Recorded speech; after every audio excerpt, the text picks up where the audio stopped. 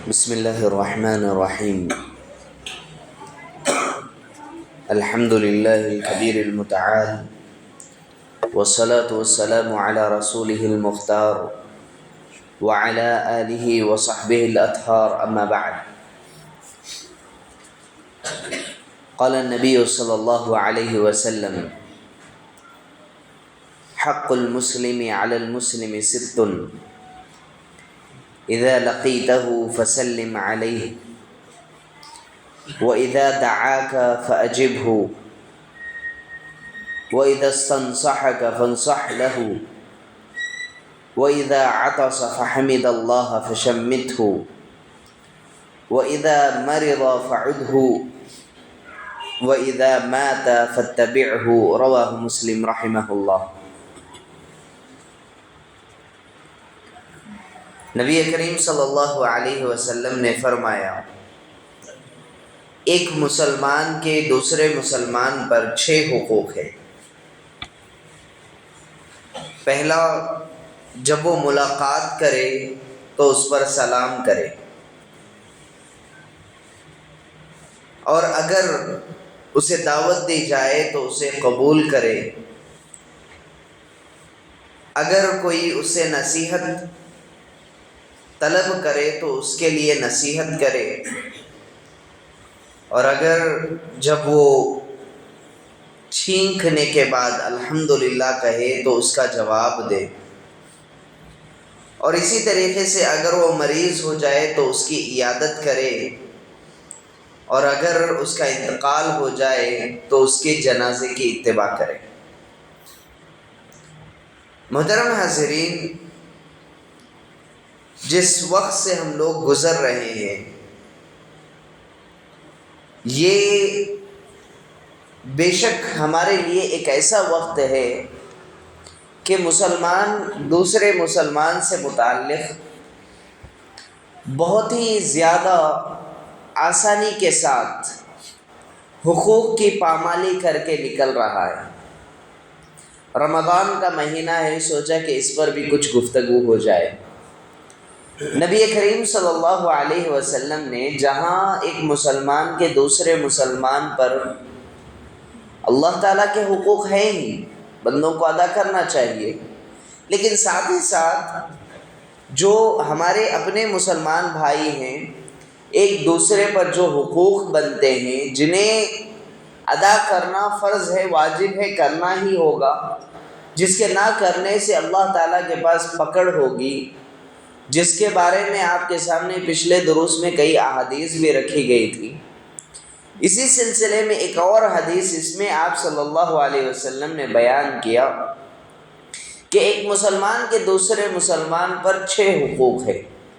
آج ایک حق سے متعلق بات کریں گے باذن اللہ. نبی کریم صلی اللہ علیہ وسلم نے کہا، اذا لقیتہ فسلم علیہ، جب وہ اس سے ملاقات کرے، ایک مسلمان دوسرے مسلمان سے ملاقات کرے، چاہے وہ اسے جانتا ہو یا نہیں جانتا ہو، مسلمان ہے، پتہ چل گیا تو کیا کرے؟ سلام کرے. ہمارے معاشرے میں ہوتا کیا ہے، اگر میں آپ کو پہچانوں یا آپ مجھے پہچانیں تو سلام کریں گے، ورنہ سلام نہیں کریں گے. کیوں؟ آپ سے میری کوئی پہچانت نہیں ہے تو میں کیوں سلام کروں؟ ایسا نہیں ہے. اگر مسلمان دکھ جائے، ملاقات ہو رہی ہے تو سلام کرنا واجب ہے، اس لیے کہ وہ حق ہے اس کا. اور یہ سلام کرنا گویا کہ آپ دعا دے رہے ہیں سلامتی کی. اور ذرا سوچ کر کے دیکھیں کہ فرشتے جو ہر انسان کے ساتھ ہوتے ہیں، جیسے ہی کسی دوسرے کو دعا دیتا ہے وہ آمین کہتے ہیں، وَلَكَ مِثْلُ بھی ساتھ میں کہتے ہیں. تو ہمارے لیے فائدہ ہے. یہ ہمارے اسلام کی ایک خوبصورتی ہے، خصائص میں سے ہے کہ ہم دوسروں کو دعا دیتے ہیں اور پلٹ کر کے وہ دعا ہماری طرف بھی آتی ہے.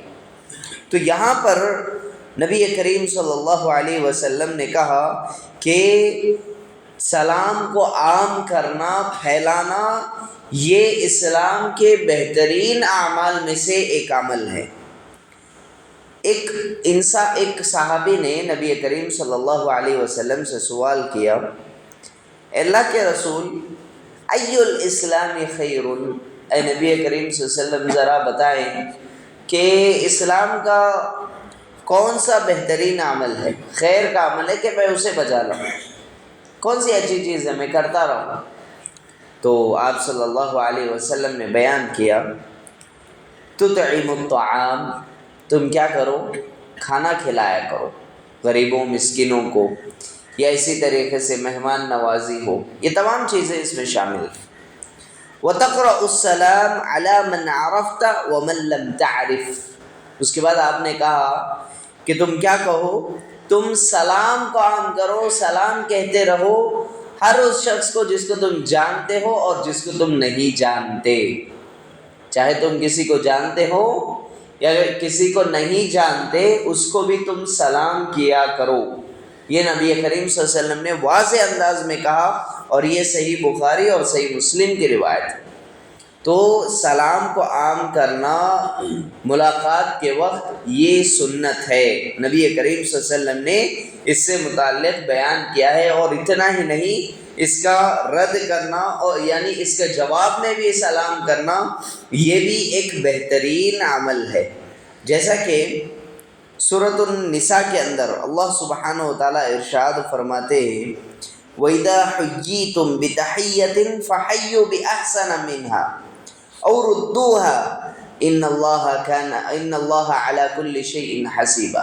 اللہ تعالیٰ فرماتے ہیں کہ اور جب تمہیں سلام کیا جائے تو تم اسے اچھا جواب دو، اسے اچھا جواب دو یا انہی الفاظ کو لوٹا دو، بلا شبہ اللہ تعالیٰ ہر چیز کا حساب لینے والا ہے۔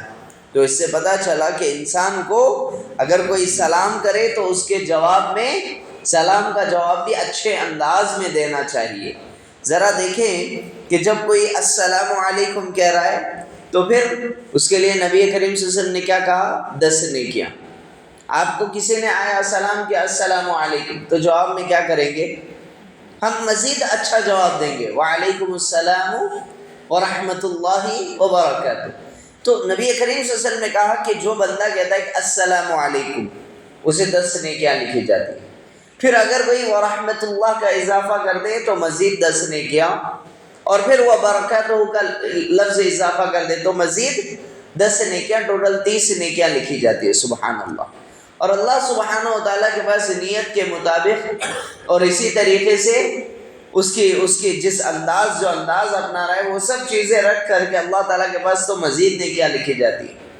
تو یہ نبی کریم صلی اللہ علیہ وسلم نے بیان کیا، تو ہمیں چاہیے کہ ہم اس کا خیال رکھیں۔ اسی طریقے سے اگر ہم اس کے فوائد کی بات کریں تو جیسے ہی ایک بندہ سلام کرتا ہے اچھی نیت کے ساتھ سامنے ایک مسلمان کو، تو اس سے پتہ چلتا ہے کہ اس کا دل صاف ہے دوسرے مسلمان کے لیے، دوسرے مسلمان کے لیے اس کا دل صاف ہے، اسی سے محبت بڑھتی ہے، سلام کے ذریعے سے محبت بڑھتی ہے، جیسا کہ حدیث میں آتا ہے آپ صلی اللہ علیہ وسلم فرماتے ہیں لا تدخلون الجنہ حتی تؤمنوا، کہا کہ تم میں کا کوئی شخص جنت میں اس وقت تک داخل نہیں ہو سکتا جب تک کہ مومن نہ بن جائے، اور پھر آگے کہا کہ ولا تؤمنوا حتی تحابوا، اور ایمان کے اس درجے کو اس وقت تک نہیں پہنچ سکتا یہاں تک کہ آپس میں محبت پیدا کر لو، آپس میں ایک دوسرے کو چاہنے نہ لگ جاؤ۔ اور پھر آپ نے کہا اولا ادلکم علی شیء اذا فعلتموه تحاببتم، کیا میں تمہیں ایک ایسی چیز نہ بتاؤں اگر تم اسے کرنے لگ جاؤ تو پھر آپس میں ایک دوسرے میں محبت بڑھ جائے، آپس میں ایک دوسرے کو چاہنے لگو؟